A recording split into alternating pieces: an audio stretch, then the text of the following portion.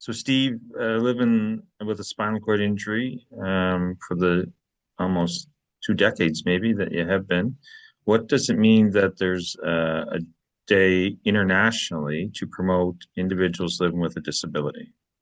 It'll be 2 years for me in August this year coming that I've been hurt, or 20 years, I should say, not 2 years, that I've been hurt. What it means for me, it's just a day to recognize people with all the different disabilities out there, not just the ones as visible as mine in the chair. There's a lot of unseen disabilities that I think are a lot more unnoticed or just not as plain sight. It's just good to really stand together as a whole community almost and promote the day and recognize everyone and show that we're here and we want to be seen and heard. So, in terms of being on this organization, Spinal Cord Injury PEI, I'd like to have some of your thoughts on the idea of the school art contest that we're running in terms of advocating the day itself and our members that are living with spinal cord injury or mobility disability. I think the art is awesome that it's going through the schools and we're going to get to judge. Last year we had that beautiful drawing that came in and where it kind of we took the idea and ran with this current one where we're doing this contest. Yeah, I think it's going to be great. I think it's going to be something we could showcase, be proud of, and yeah, really promote our organization with it and the individual that does it. One of the things that I was thinking in terms of the art contest that with this age group is, it's important to educate anytime, but in terms of youth in the province, some kids might already be, used to it, living with someone in their family. As we seem to struggle to educate with a number of topics with accessibility and disability, just some ideas behind getting the youth at a younger age involved in education purposes. Yeah, I think it's great. I find kids are so innocent. I like there's lots of people like with little kids that'll come up to you in public, what happened to you? And their parents look mortified, but I want the kids to ask questions. I rather explain to them and yeah, in a certain way that kind of states why I'm in the situation I'm in, what happened, and they're just like, oh, okay, and they move on. I think we could take that to the schools with maybe an assembly or going into classes. And if you went in and hit like every grade three or every grade four class on the island, you went in and just talked about disabilities and the ones that are seen and the ones that aren't seen. And yeah, I think it would really educate children because they're so innocent. They just want to know. And yeah, once they have that knowledge, they will share it with anyone that'll listen to them. So Yeah, they could be 100%. our biggest advocates. Yeah, 100%. I've had just either my own children or friends of children that have come with me just doing, some accessibility tours for fun and Yeah, the impact in their young brains, how they pick up on it, and now they advocate and talk about it and can point out things that they feel should be changed. So that kind of leads to the next question in terms yeah. of what do you think here in Prince Edward Island, or just important things that we should keep working towards advocating, marketing, pushing to the finish line that would make living life with, in your case, spinal cord injury, that much more beneficial and inclusive. I think inclusivity to all. So whether that be going to some of the new stores in Stratford that don't have a button and having a button so that everyone can access it, not just people in chairs, people with small kids use it, elderly people with canes and walkers. It's used by so many demographics in our population. That's a huge one that I'm a big advocate for. Uh, Other things would be the accessible taxi we're working on, trying to grow that. It's a need in Charlottetown for individuals that want to go out after hours that Pat and the Elephant doesn't serve. Um, just to have that option to go out if they want to go out with their friends and have a drink and be able to come home safely. It's just giving them that option. Just I think a Prince Edward Island accessibility legislature document in the future sometime would go a long way to put a lot of these things in place. Yes, good topics for sure. What would you believe you've seen that's a positive in terms of spinal cord injury, PEI's work, or other organizations you're involved with that, you would certainly highlight or point out that organization is bought into inclusive for everyone? There's a lot of research and stuff going on right throughout Canada and North America when it comes to SCI in general. Seeing a lot of positives there and lots of ways to improve individuals' lives just in little ways with like e-stim, which is helping with hand grip and that kind of stuff, basic movement back.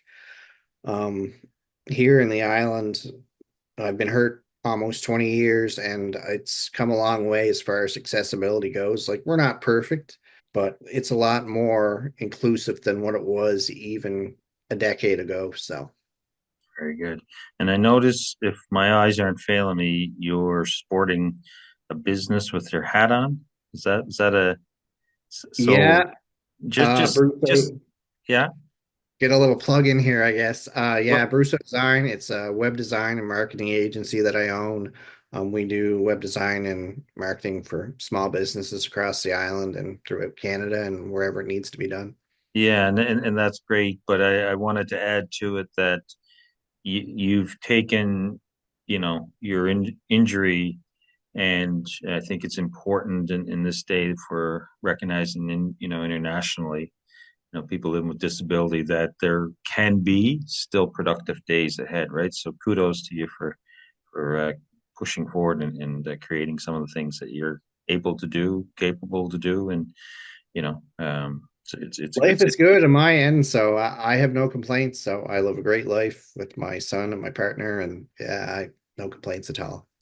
What, in terms of a celebration for individuals living with a disability, like how do you feel that there's an actual day created to celebrate? It's wonderful. It's great to see, and it's great to bring awareness for the people that have the disabilities and what they live with every day. It's great that the day promotes their rights and their well-being and achievement to the resilience, the leadership of all the people with disabilities. It's amazing that it's a global thing. It's worldwide. It makes our community that much bigger. The internet definitely makes our world smaller, which is great. You can reach out to people that are in China, Australia, the UK. I've talked to people online with disabilities in all of these places, and some might even call friends now. So that's great. Are you a part of any like social media networks where maybe there's people living in the UK or the US with spinal cord injury or mobility disability, and do they work similar to how we do here in our country, like with the peer leadership, the peer navigator, that type of idea? As far as I'm aware, on many groups on Facebook and Instagram and other social medias. From what I see, the Spinal Cord Injury Canada has a good group in each province, and they're wonderful people that are willing to work together as a community and bring awareness to this. In the other countries, the UK especially, is top notch. They really put an effort into inclusion and making things accessible. It's actually quite impressive what they've done. So, just in terms of living here in PEI, there's continuous barriers, but what have you perhaps seen that, is happened in terms of accessibility that you, I guess, maybe have a little more hope for the future in terms of people, whether it's business, government, bringing our province up to speed and maybe less barriers to deal with living with a disability? There's so many people that are willing, and people, individuals, businesses, organizations that are willing to help and promote these things. A frustration of mine is that it seems it's more of an able-bodied person that makes these accessible features, and they don't always see what isn't going to work or what does work. And it's not that they're not trying to, it's just it's nothing they've had to deal with or live with, and it just creates a little bit of a barrier. But I've met so many people that are willing to go out of their way to help or adapt their programs to help out. So recently, doing some SCI peer work here in PEI, has there been any highlights that you've been able to be a part of that you know is going to make a difference going forward, especially for people with mobility disability? Since I became a peer mentor and peer leader with Spinal Cord Injury Association, it's opened my eyes to a lot more, especially just the things I deal with on a daily basis, quite different than everyone else's, what they're dealing with. So there's a wide variety of differences between each disability. But the rock wall, it's something I never would have thought that I could have done. Sitting in a chair, wasn't something I ever thought I could do again. But just being in the right place, the right time, and the right guy that wanted to help, we made it happen. So there's always a way if there's a will. And in terms of some duties and stuff for the organization, you've been involved a little bit recently in terms of accessibility reviews. Do you feel that that's going to become like a bit of a game changer here in PEI? Oh, I think so. I really enjoyed going out and doing the accessibility audits. It's awesome to see that these businesses want to become more accessible and inclusive. And I think it's fantastic. And I'm really excited about it. Even like doing things like the adapted fishing day. It brought a few of us out, got us together. It's a nice social event. Got to get to know each other a little better. Even if we didn't catch anything, we all had a good time, right? So I'd love to have a few more of those events and different things. So yeah.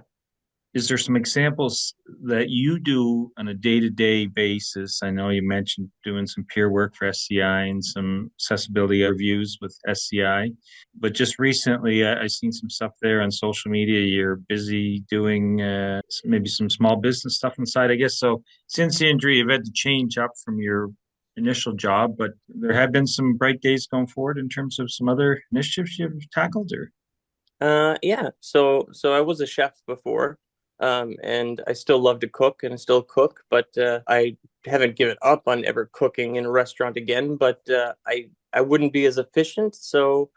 That's fine. I've done it. I enjoyed it, and I'm ready to move to something else. I started doing some stained glass recently, so that's a huge plus. I like that. Started doing woodworking and. I'd like to actually start to do some products meant for the disabled, like disabled cutting boards and different things like that. I'm sure. Yeah, transfer boards. in terms of the organization for International Day of Persons with Disability, are you aware of the event, the artwork contest that we're doing, and some thoughts on the original artwork that came into you know I guess sort of SCIPI adopted to support the day going forward? Yeah, that's absolutely amazing that people want to get out and try and do those things. There is some beautiful artworks that have come in, and I love that. I'm an artist myself, and it's great to see the youth and everybody get involved in that.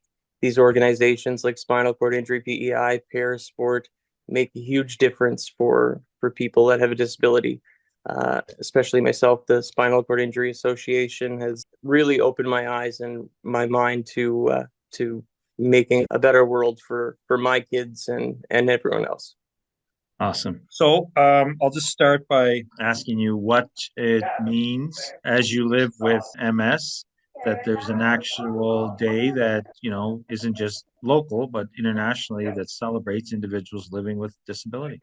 Makes people recognize Yeah. that there's others with disability in it's seen in many different ways, kind of whether it be physically, mentally, visually. I know I heard some people Mhm. say, and just that it's nice that it's a day that recognizes everyone. And it makes everyone kind of realize that a lot of people have a disability that's you see it when you don't see it, I guess I'd say. Yeah. Yeah.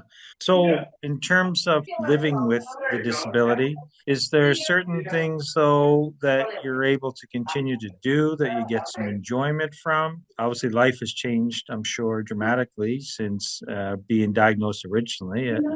Yeah, I mean, I'm still able to enjoy most things kind of with family, whether it be going out to dinner or it's more difficult in some ways going out to dinner, like getting in a vehicles is something that I'm working on right now.